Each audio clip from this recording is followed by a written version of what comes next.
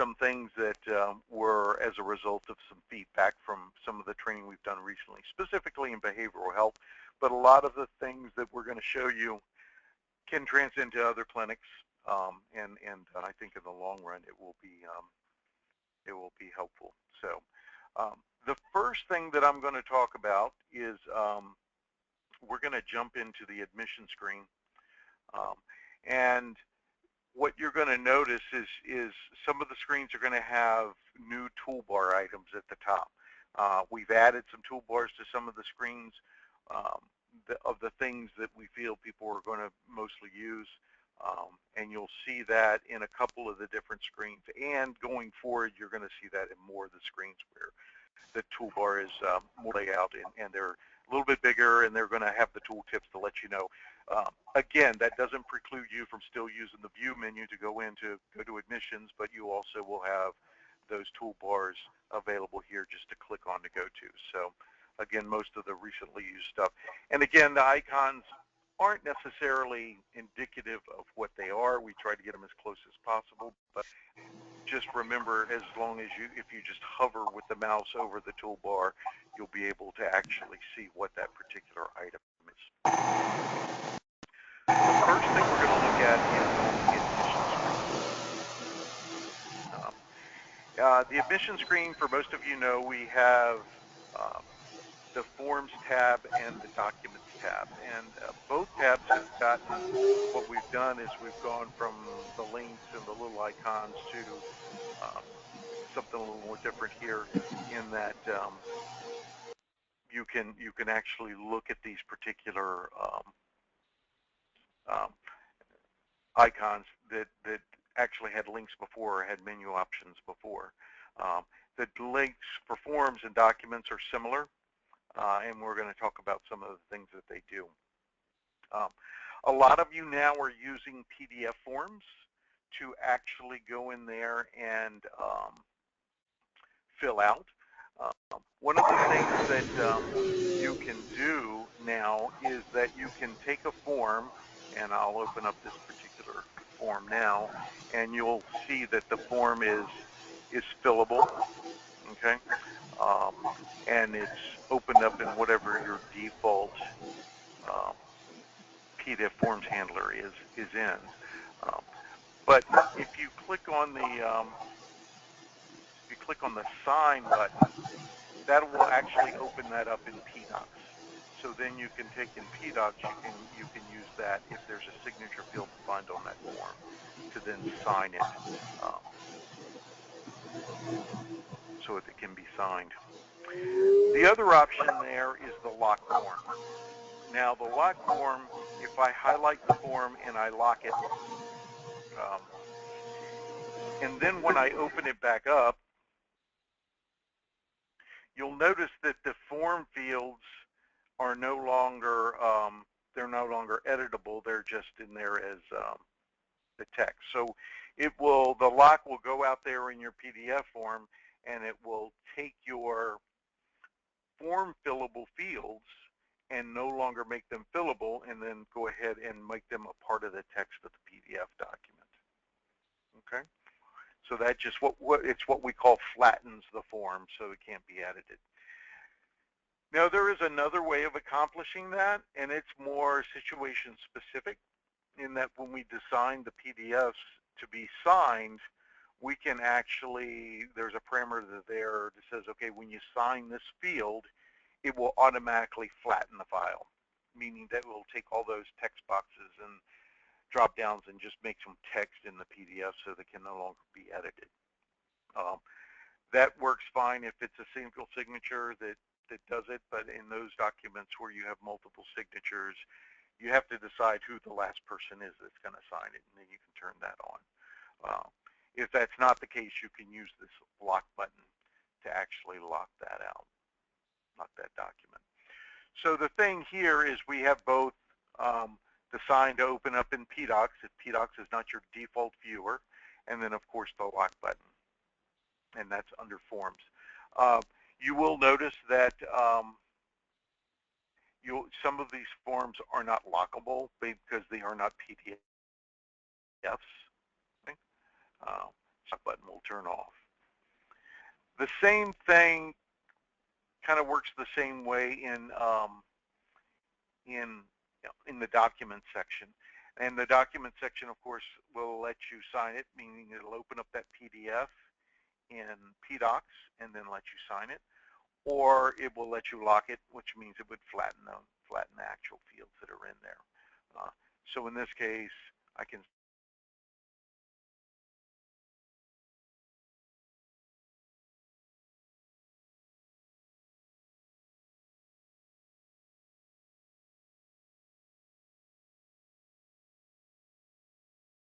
when we sign it, we're not creating signature fields in a PDF. What we're doing is we're just creating that report.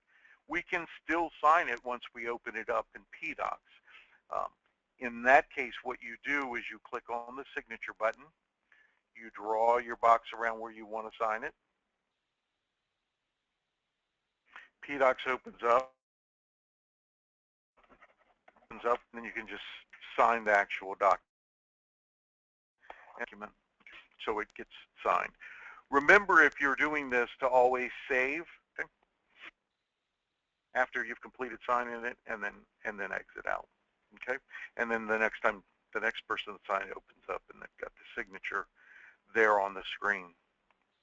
Okay, so these buttons are changed. They work a little bit differently. Some of them used to be links, but they all do the same thing as the little links used to, whether it's to encrypt a document or sign it or anything like that.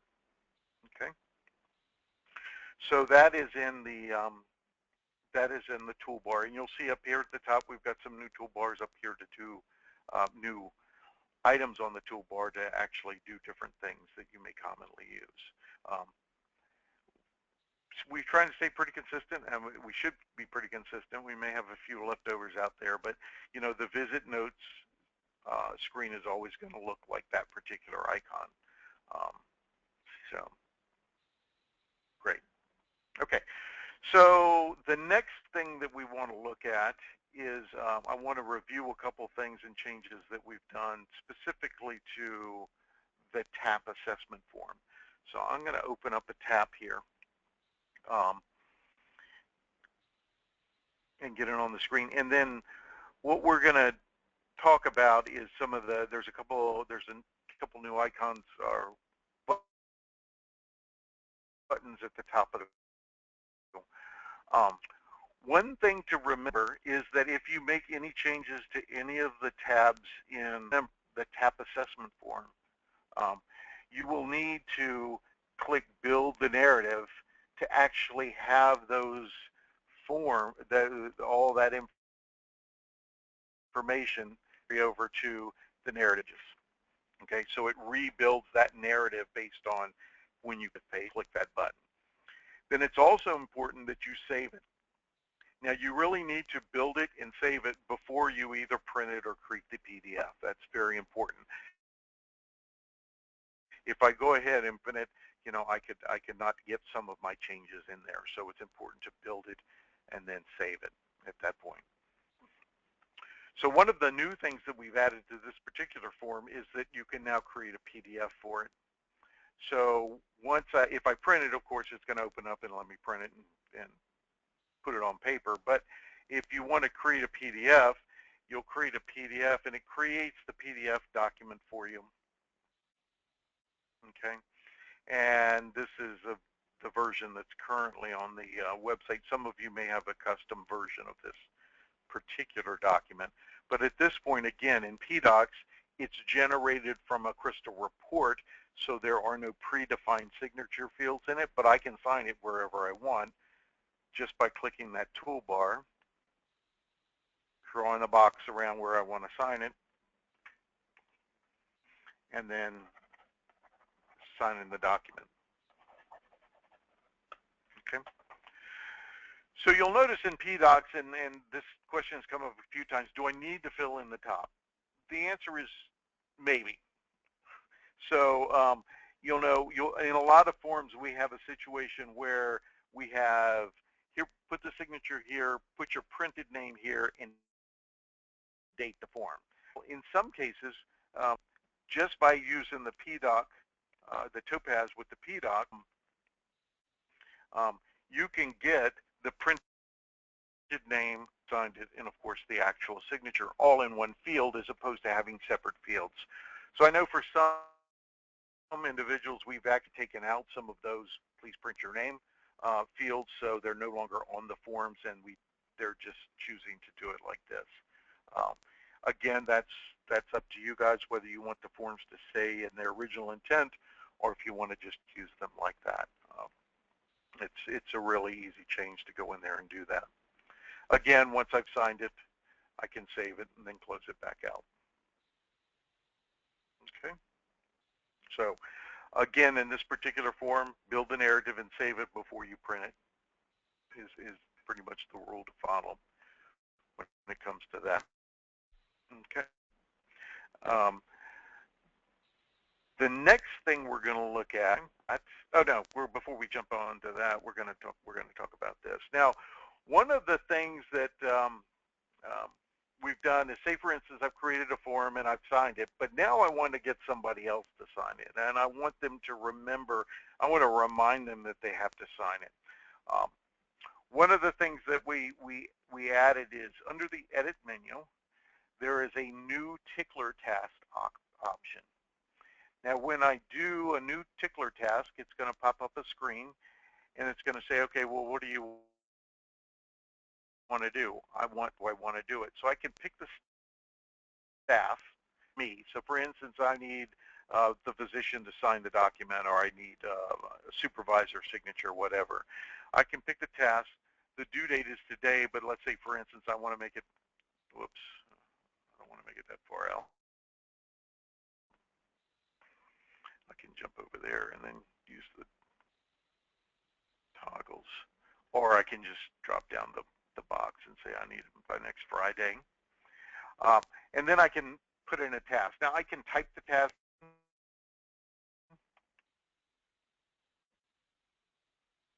Okay, and then put a note, or you can define tasks in your system. This is a field code. It's called clinic.tasks. And that field code will just give you some options for that particular thing, things that you may commonly use. For instance, review and sign discharge summary, review and sign treatment plan. In this case, it's just going to put the text in there for you, but you are still free to type in whatever text you want. Okay? And then when you click on OK, that's actually put into the patient's tickler file with that due date. And then when it's available on the tickler, you will start seeing, if I go to the hot list,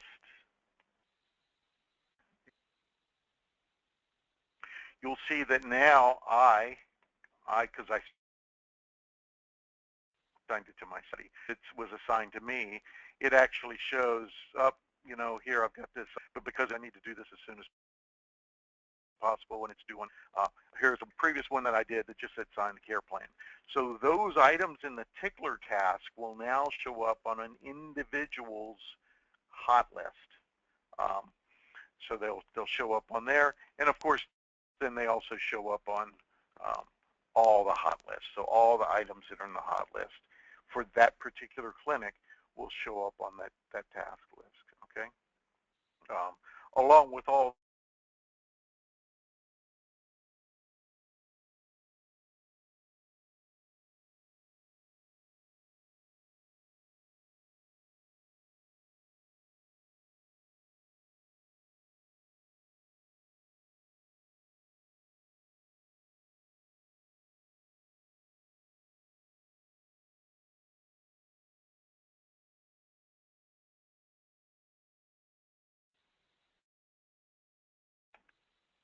and then you can see there's my tickler. I can go in here and mark that one was completed, and then I can put in the day.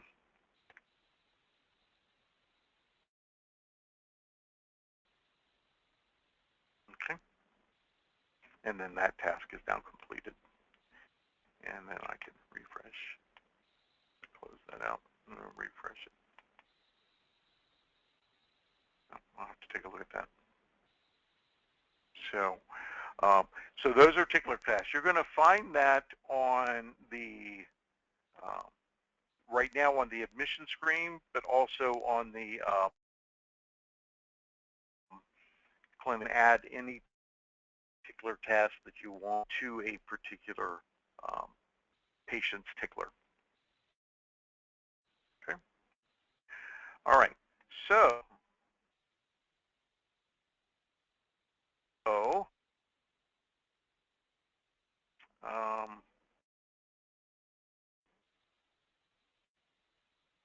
I'm just reviewing, make sure there's a bunch of questions now. So I was just going to take a quick look to see if anything pertains to what I'm doing. Okay. So that's tickler test, and that's one of those things that you know, we went through in training, and people had identified some things that they needed to do. So we went ahead and implemented that. You could have in the past just gone right to the tickler and added a tickler, freeform tickler, but that add a tickler task now makes it a lot easier just to jump in there and add one in there for you. So, okay. So the next thing that I'm going to show you is the group note. So under view, write group notes. I know many of you are using this now. Again, what we've done is you've selected a group. We load the patients. You'll notice now that once we click load patients, it doesn't let you load the patients in again.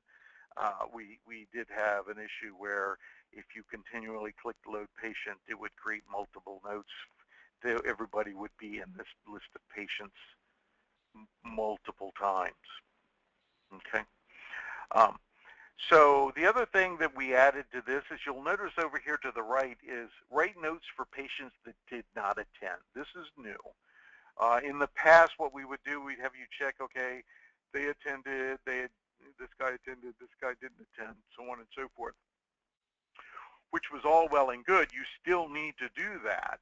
But what this option will give you is if I check it, when it writes the note, it only puts the note that I'm writing for these two people, but for the two that did not attend, it will write a generic patient did not attend note for that particular person, okay?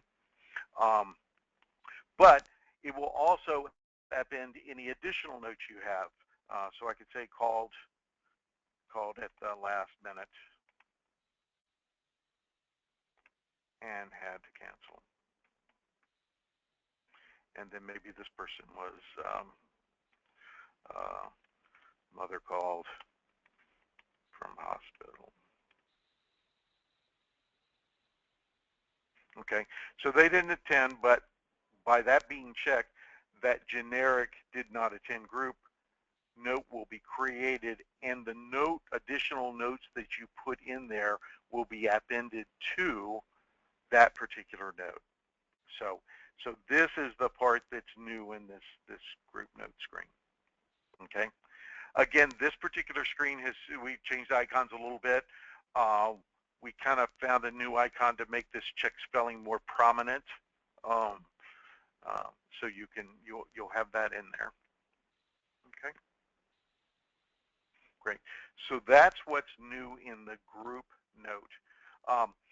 The other thing that it's worth mentioning, because we've had a few questions about this, is we have the option to save and lock, of course, and cancel. If you lock it, it will save the note, and you will sign it once, and your signature will be in there for all the notes that it creates. Okay. If you just save it, it creates the note unlocked. So the note will be unlocked in each patient's record. At that point, you cannot singularly sign that group note one time. You have to go into the notes individually and sign them. Okay? That's only if you just save it. If you lock it, you sign it once for all the notes. Okay? So that's an important distinction to know that we can't have, we don't have a way of you going out there and bulk signing a group of notes. Only in the group note can we sign this particular note at one time. Okay, and I know that question has come up a number of times. So, okay, so that's group notes. Another thing that we've changed is in the care plans. So you will notice that we are, I selected care plans from the menus, we pull it up and it says patient treatment plans. We are going to be changing all references to care plans in PatRack to treatment plans, okay? All references will eventually be changed. So in the meantime, bear with us. We know that the terminology is different, but the majority of the individuals that are using this now are referring to these as treatment plans, not necessarily care plans. Although the terms are synonymous, but that's what we're going to be doing. So you will notice in the care plan screen, the toolbar is formatted a little bit differently, but there's a couple other things that are different in this particular screen that we added. When we have built this screen, we built it with the fact that, you know, all our problems are on that tab, and then all of our goals are listed on this particular tab. So we didn't want you to have to jump over to this problem, select that problem, then jump over to goals to see that goal. So what we do is we show all the goals in there, and then we added that problem description there, so you know what problem that goal addresses. Okay, so as you scroll through there, you can see the different problems that goal addresses. So that makes it a little bit easier for the users to know what they're looking at. And still keeping the fact that these are all the goals in that treatment plan versus looking at a specific problem one at a time. Okay. The same thing for interventions. You now see that problem and interventions. Okay. Okay.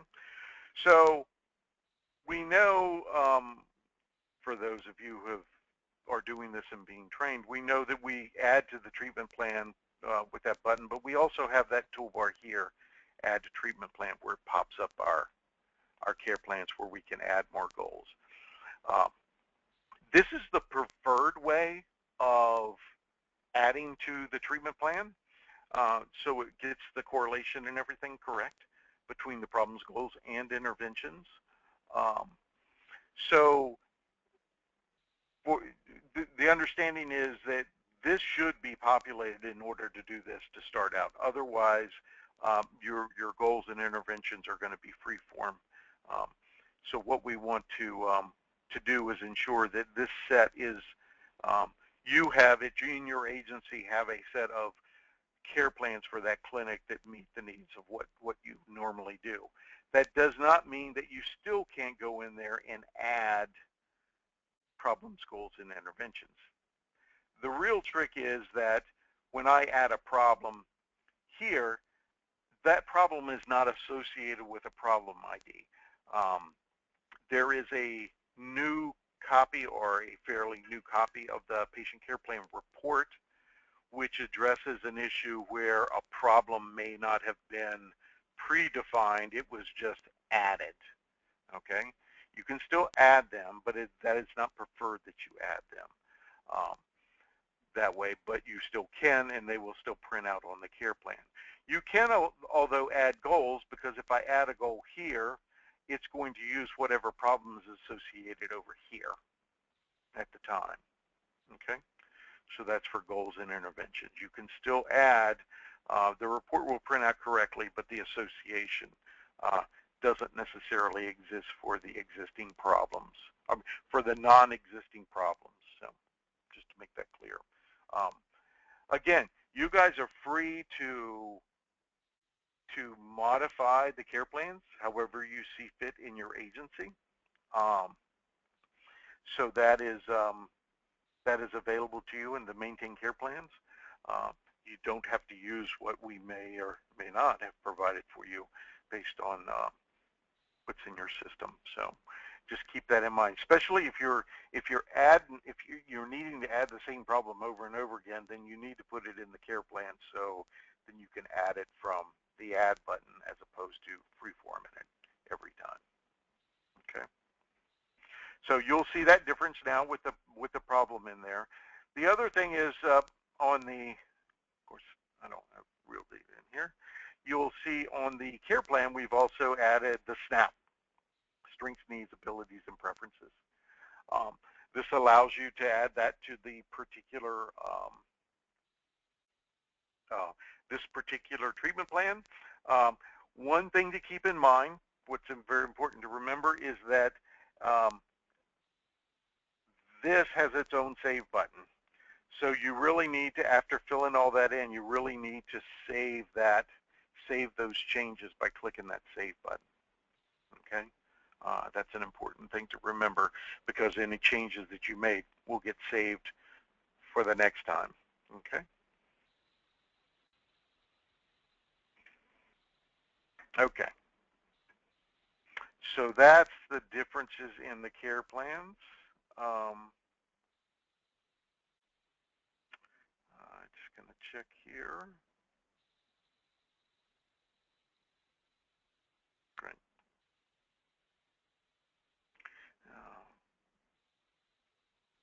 Okay. So the next thing we're going to talk about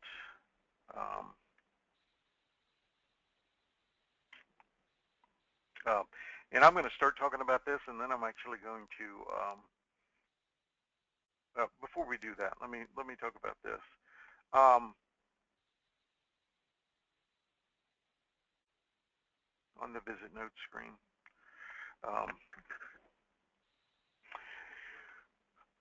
this is something that you don't see in the visit notes screen, and just so you know, in the current interims,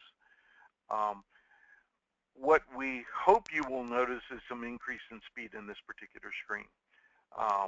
This particular visit notes we use also with DDA for writing notes and such, and there was a lot of custom stuff that DDA had in it that we have, since DDA now has their own version of the screen, and then everybody else is using this version of it. So we pulled a lot of that stuff out of the screen so that we hope that it will be a little more responsive and coming up and doing all the things that you guys do in that particular screen. So if some of you were seeing like other tabs in here that like were red or boxes, it depends on how your clinic was configured. Those things may not be there anymore because they were specific to DDA. Okay. So, okay. So I wanted to make that clear. And then the next thing that I want to talk about is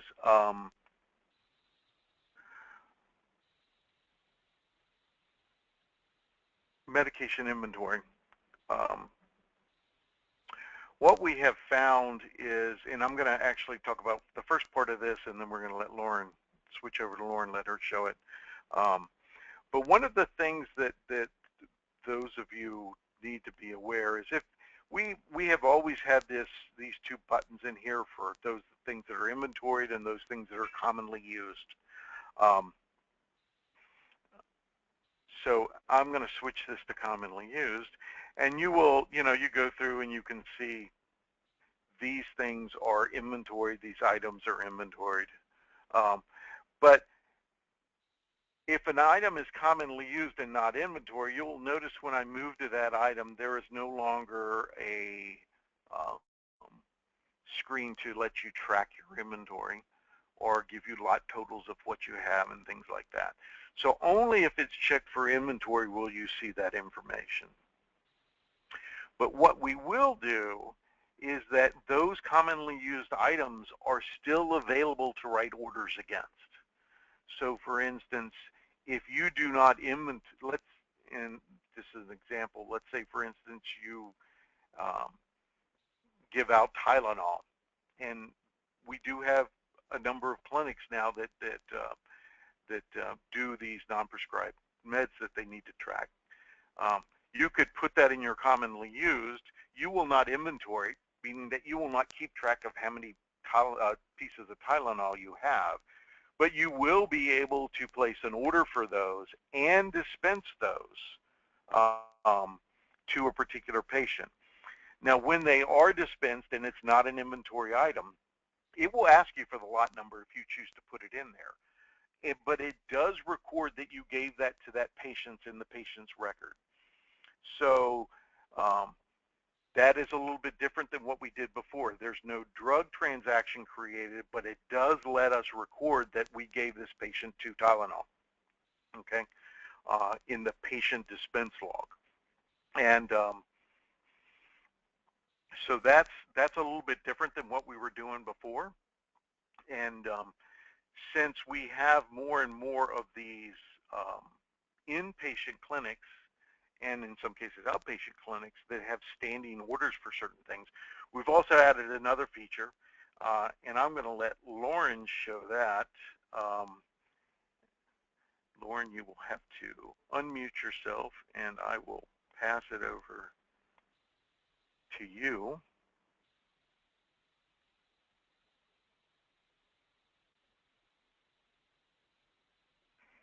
And then in just a second, everybody should start seeing Lauren's screen.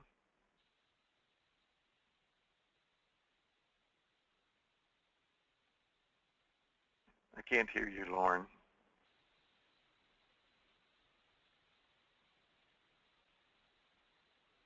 Still can't hear you.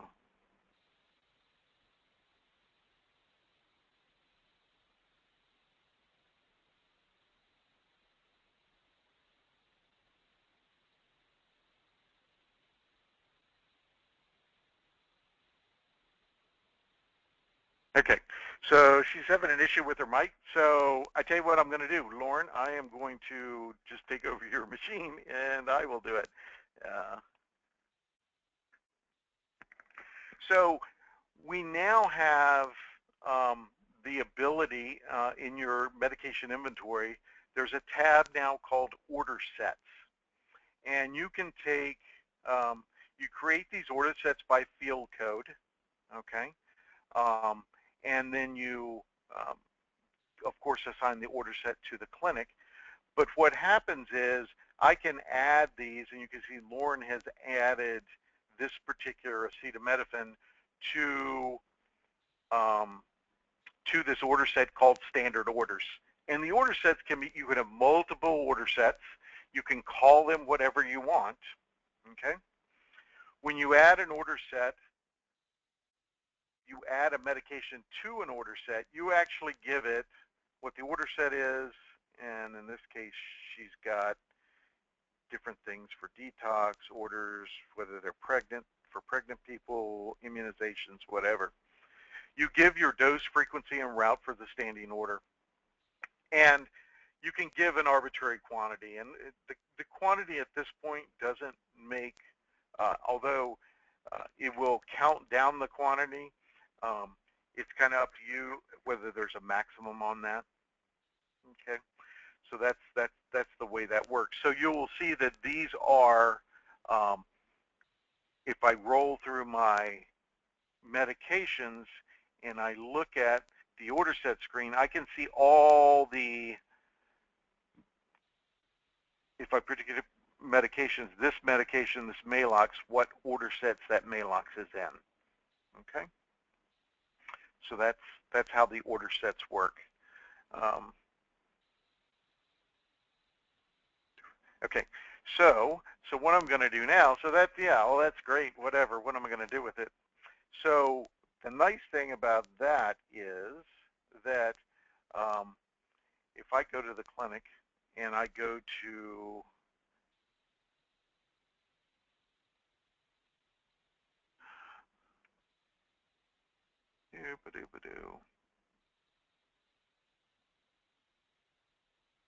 wow, trying to find it on her screen. We'll go here. Ah, there it is. Never mind. Okay.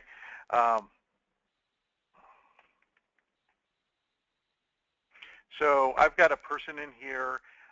They don't have any. They don't have any meds. We don't have any. We don't have any medication orders for this patient before. In the past, we would click the plus key and we'd fill out one med. If we had another med, we'd get the plus key and we'd fill out another med. But with order sets, what we can do is we can go over here to edit and select add order set. We select our order set, standard orders. We select the date that we're going to have, and then we select who's actually ordering it. Okay. You will notice these are all the items in that order set. In this case, there's a lot, maybe 20 or so orders. I can uncheck the ones that I don't want to use in this order set, but obviously this is an order set for an inpatient person. So then once I've checked or unchecked the boxes of the stuff that I don't want, when I click the OK button, it has created a medication order for all of those. It's a standing order for all of those meds in that order set. Okay, so in a case where it's standing orders and you've got that, now we can dispense those without necessarily having, we can dispense those to keep track of how much we've given somebody, as opposed to actually having to create individual orders. So for instance, if I click that one, I click dispense.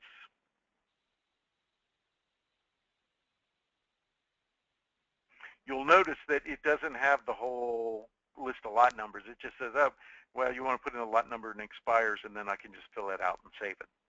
Okay? It gets recorded into the patient dispense log, but is not recorded as a drug transaction because it's not an inventoried item. We just go to Costco or BJ's and buy Benadryl, and we give it to the people that need it. So this is the way this would work. You aren't required at this point to do a lot number expireds on non-inventory items. Based on people's usage, we may have some people that want that changed, but at this point it's not required. So but you can do this with these order sets. For instance, if you have a situation where you want to track supplies, and then just very easily, if I need to know whenever I use certain supplies for a patient, I would have that recorded in that patient's dispense log, and then I can use that or print it out or add it to my clinic notes for the day as to all the stuff I gave them that day without having to write it in my note. I can do a number of different things there. So this is something that kind of came from the inpatient facilities, and we think it was going to be a real time saver. And in some cases where I think Lauren had an order set for immunizations that she was working on, where we could just go in there, add the order set, and say, I plan on giving this these 3 immunizations today, and boom, they're already in the system. So I don't have to retype all that stuff in. So we think that's going to be a big time saver for everybody when it comes to recording medications, both in the inpatient facilities and in regular clinics when they're actually giving stuff out. Okay. So again, the order sets are maintained under medication inventory.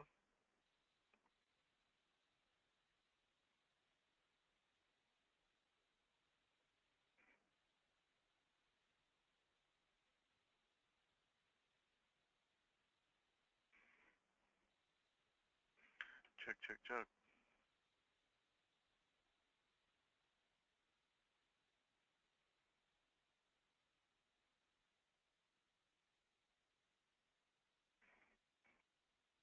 Okay, so here we've got where that order set tab is over here.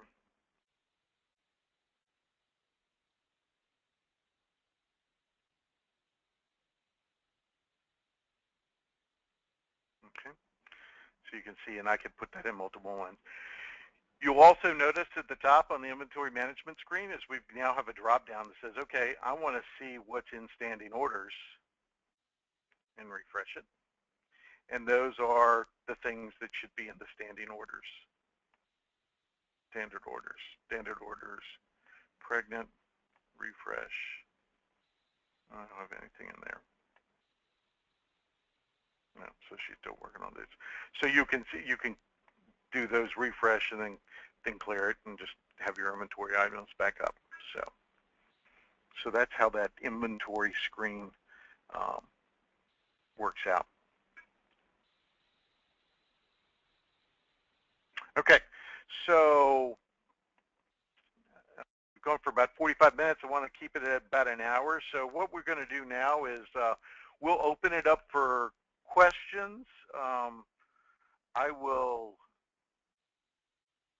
open up the question list and we'll talk about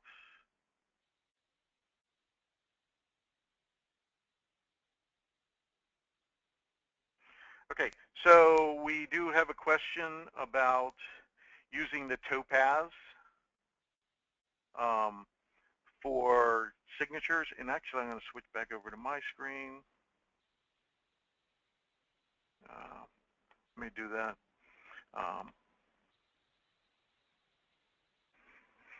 So yes, on the signature screen, you can still sign with the Topaz for any patient. So, for instance, I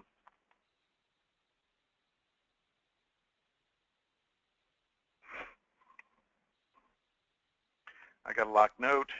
If I want to sign it, I can sign the button, and then you'll notice that I have a Topaz installed. So this area at the bottom lets me go ahead and sign that. So then I can actually sign the note. Okay.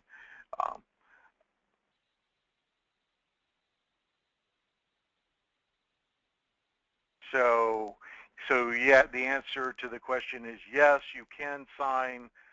You're able to use the Topaz to include signatures on the visit notes. So, okay. And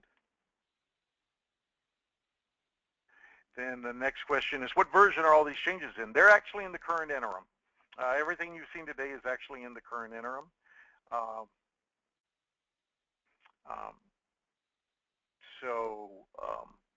So those are available for you to play with now. So then the next question was, can we make the order sets default to unchecked so that we can check what we need? Of course we could. You know, one of the things is, you know, in an example that was given to us, there were 20-some items in that standard order set. If that were the case, then the user would actually have to go in there and check all 20 different items before they saved it to create it. So what we want to do is we want to ensure that we use it, we set it up so it's used for the most time-saving feature, whether it's, you know, I'm always going to just uncheck one or two, or I get a whole lot, I want to put every, you know, we don't want to get in a situation where you're putting your whole inventory into one order set and then just going ahead and checking the ones you want.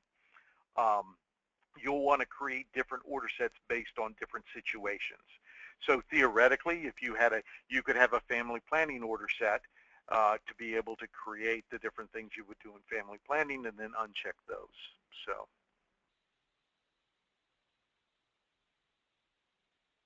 Okay, so the next question was, and so go back to the thing about checked, unchecked. I mean, we can talk about the situations that we could do that with, and we could possibly make that an agency preference to be able to say whether it's checked or unchecked. So you'll have to see what works best, you know, talking amongst yourself in your particular agency to see how it would work best for you. Okay, is the Topaz device required for electronic signature even though you don't want a graphical signature? No, it is not required. So in a case like this, if I didn't have a Topaz, this is just going to be blank space. then you can just put your name in there, put a reason, and go ahead and save it. Again, you know, it's captured information. It is a signature that you're actually doing it. It's time stamped. It knows the user that's doing it, things like that. So it is, but you'll need to make sure what your program specific requirements are for signatures. Because I know there in COMAR there was some vagueness between what needed an original signature and what didn't need an original signature. Okay. We had another question about on the groups. Is it possible to have the boxes default to unchecked, which would have to check those who attended versus uncheck those who didn't? That is possible because right now we do have that situation where we have already done that for some agencies. So if in that case that code is already in the system for us to be able to say, do you want them checked or do you want them unchecked? So we can certainly just let us know, and we can put you into the unchecked routine for those. Okay. So we answered with that one. Okay. So the other question was regarding groups. Is it possible to view attendance in past groups? Okay. So yes, because what happens is when we create that group note, you will see, I'm going to cancel out of that. Whenever a group is done, you will actually see that group in your view services rendered. Okay. And so here's some right here, group note therapy. So the act of doing that note creates this group therapy note activity in the view services rendered. Okay. I will clarify that that's the note for the group. And like I said before, we added the part about doing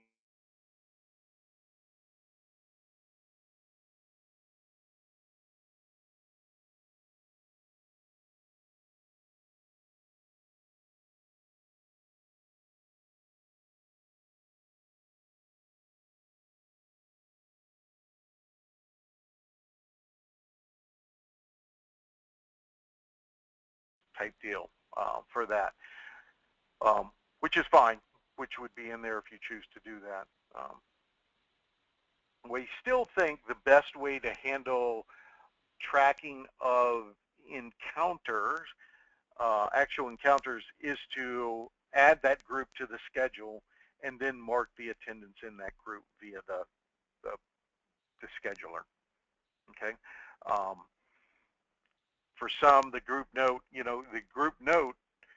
we don't want the group note to be where you go to determine how many times they actually missed a group.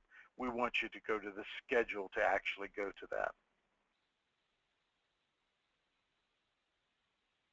Okay, so is there here, okay, group clarification. Okay, the question is there a historical record of group sessions separate from specific patient records that would list attendance at those groups? That's a good question.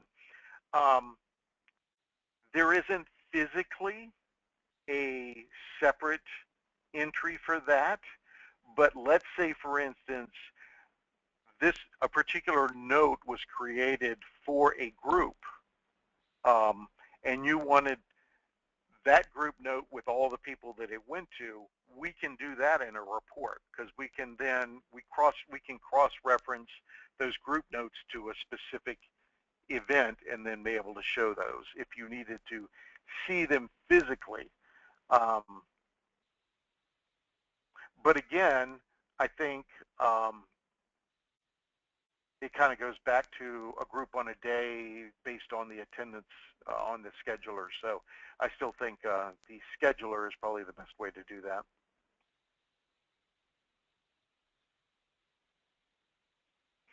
Okay, so let's see, we got a couple more questions here. Okay.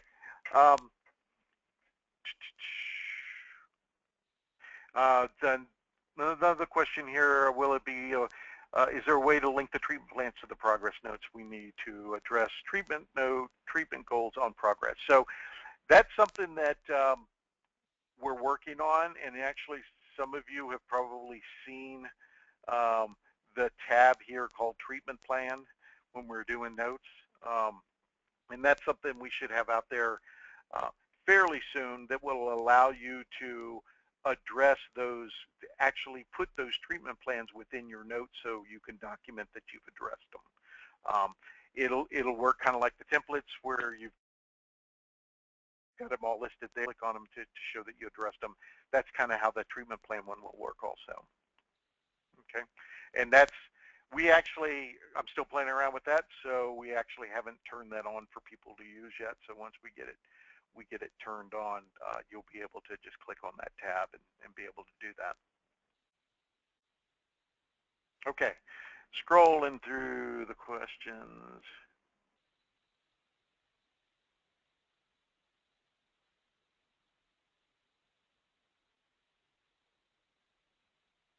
Okay, so one question was specific to an agency, but I will talk about it in general terms. When we, and this is more of an IT function, when we go to the admission screen, okay, we've got all these forms, right? And these forms are clicked and maintained. We put them on the menu, decide which menus they go on by using the tools, maintain clinic forms, okay? So for instance, you know, if in your organization you have the TAP and the TAP is showing up in your family planning clinic, you probably should just go in here and change the TAP from all clinics to whatever, you know, clinic you actually use it in, so it only shows up on that menu. So this is where you maintain those. You will also notice that in this particular screen where we name stuff, we actually define a report, or in this case, it is the TAP report, but in other cases, it may be some other report that you've done that is used to actually, when the print button is clicked here on one of those forms, it will actually open up that particular form in the report defined here. So in the case where if you ever just arbitrarily just said, hey, let me click on this button and see what it does, you'll get a message that, and somebody spelled it out really good here, report form for this, the report format for this form has not been defined in clinic forms. So that's what it's talking about. There is nothing here for it to print a report against. You can take any of those forms that are embedded in PadTrack and have a report to go with them. In this case, if you get it from this screen on the TAP, that's because the TAP report is not defined in this particular screen. If you print the TAP from the TAP screen, the TAP prints fine as long as you have that TAP report. Because that's one of those reports that PadTrack has defined internally as to what it's going to be called. Okay.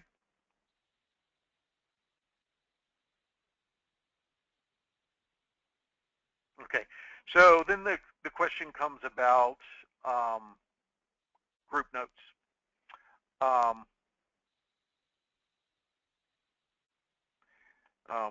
I talked about the tab on the notes to be able to do an individual note and to be able to, I don't have it open, but I will, to be able to do the treatment plans for an individual note. So the question was that, can we do that on the group note? At this point, you cannot, because we really haven't come up with a logical way that we can do that. Let me get to the screen.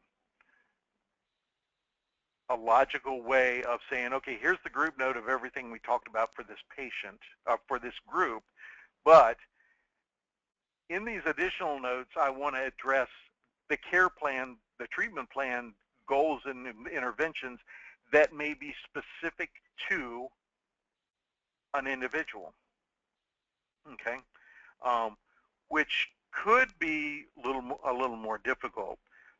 Theoretically, and this again, we're still going through a thought process on this to figure out the best way to do it, but theoretically, we could in that note let you address any of the defined goals and interventions and problems that are in your boilerplate text and add those to the note, and then it would show up for everybody regardless of whether that goal or that intervention is in there for that person.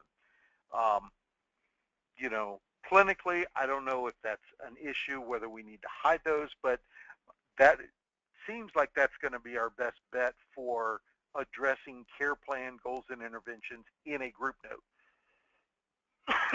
But if any of you have any other ideas, I'd appreciate because in this additional notes, I mean, we're not writing 20 different notes. We're writing one note and we're creating it for everybody. If we want to address those treatment plan items, we can address them generally and have them show up for everybody, as opposed to, at this point, the logistics is if we want to generate them individually. So I'm thinking at this point that doing it from the template is probably going to be the best way for the group note. So I hope that answers that question. But again, that's something that once we get it on the patient note screen, then we'll get something over on the group note screen. Okay, so that takes care of that question.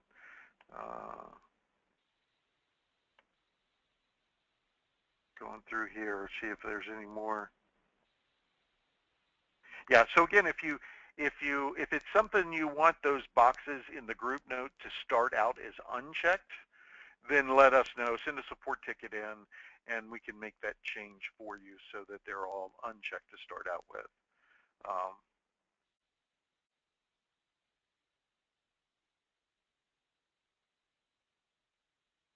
And we'll also look at the possibility of doing that for order sets.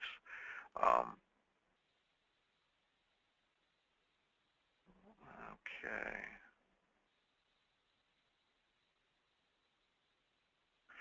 Okay, so somebody asked a question about the SNAP, not on the treatment plan. There is an updated version on the support site. Let me just jump over there real quick.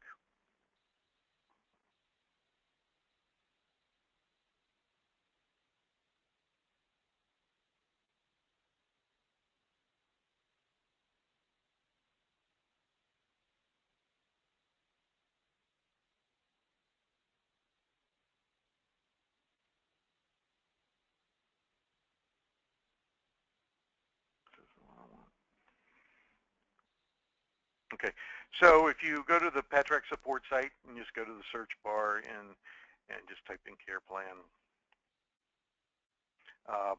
this patient care plan is the most recent version of the one that we have. Now you may or may not have a customized one, so it depends. But this version does have the SNAP as a part of the care plan. So if you're not getting your SNAP on your treatment plan, then you need to grab that report. We talked about that. We talked about that. Okay, so the question was about the tickler alerts the person that it's assigned to. On the tickler task, two things happen on that. You assign it to the person that you want to assign the task to. That will show up on their, that'll show up on the clinic hot list. But if they filter by case manager, if they're in the list, it will also show up on their list, regardless of whether they are the case manager or not. And secondly, it will also show up on the case manager's hot list if it's their patient. So if I created a tickler item to say, have the doctor review a discharge summary and sign it, it will show up on both the doctor's hot list and the case manager for that patient's hot list. Okay, which we thought that was important to have. We have a few people that, okay.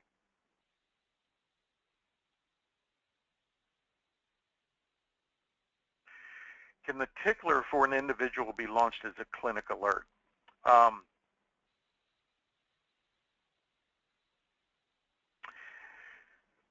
So logistically on a tickler, at this point, the way that would work if we were to do that, well, let's just go to hot list. We'll take a look at it there. So the question is about whether we can do the hot list as a decision alert. So for instance, this particular patient, 1, 2, 3, 4, 5, 6, 7, 8. They have 8 items on their tickler. 1, 2, 3, 4, 5 of them are actual tickler items. The other ones are defined. So if we were to do it as a decision support alert, what would happen is we can't do individual ticklers as a decision alert. We'd have to do them all, okay? Which is perfectly doable. But what would happen is every time I opened up this patient, I'm going to get 5 different alerts that I have to click through. So logistically, it may sound cool to have that, but you'll just have to remember that decision alerts are intrusive alerts, whereas the hot list is a working list alert. So, and there's two different things. The clinic, it's going to pop up the message on the clinic decision alert, and you can't do anything until you hit that OK button. So that's the difference between the two. It certainly is possible for us to create a custom decision alert based on the tickler. So if that's something you're interested in, let us know. But in the example that I've had, we're looking at 5 different pop-ups, which eventually might upset some people.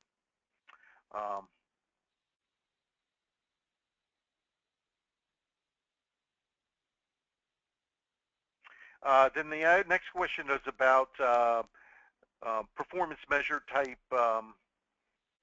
results. We do the items that we would do. I mean, it looks like they're asking about recidivism and things like that. If anything any of those things that we can track any of the things that we observe. Now, whether we observe those as attributes, patient attributes, or we observe those as actually aggregated data like the length of stay. For instance, we could very easily, based on, the average length of stay for the past year, how does it compare to this time next year, things like that. Those types of things that we can do. Things that are more maybe subjective, we would have to define alerts. So for those, based on performance data, we'd have to take a look specifically at what your requirements are, and then be able to find out, how to display that. For instance, in the example in the question that was asked about that, has there been a decrease in arrest? Well, in this case, we're assessing how many times that they've been arrested, like on an intake, but in order to assess a decrease in arrest, are we talking individually? Are we talking for all patients? We can certainly glean that data from the assessment based on the number of assessments that we have done, and if the number of arrests this time period in July of 2014 is different than the assessments we did in July of 2013, then we could do that. But if you're looking at the patient has decreased their number of arrests, then we need to actually record that either as an activity or something to be able to come up with that. But that, if we could, maybe we could talk at some point offline about that and see what we can glean from the data. But there's a lot of, based on the assessment, that we can collect based as a snapshot and aggregate it with the other patient data. So okay. So we spent over a little more than an hour. It looks like the questions have dwindled down and the attendance has dwindled down. So I'm going to wrap it up, and hopefully we had a good recording.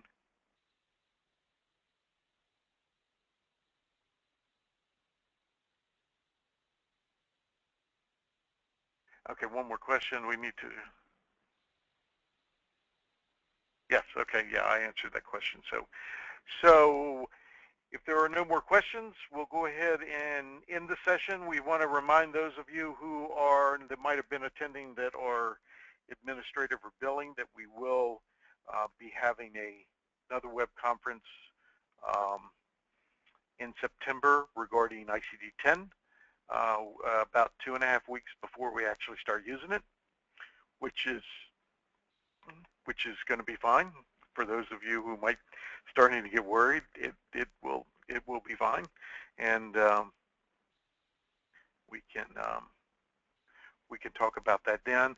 Again, if you have any other questions, please send a support ticket in. Either whether it's a question, a suggestion, or an idea of something you had. As you can see from some of the changes, all the changes that we've made in here are actually as a result of feedback from the users that are using it. So, we just don't come up with this stuff on our own. This is stuff that's kind of been fed to us as to ideas, and then we can implement that. So, so I appreciate your time, and everybody have a good week, and we'll talk to you next time.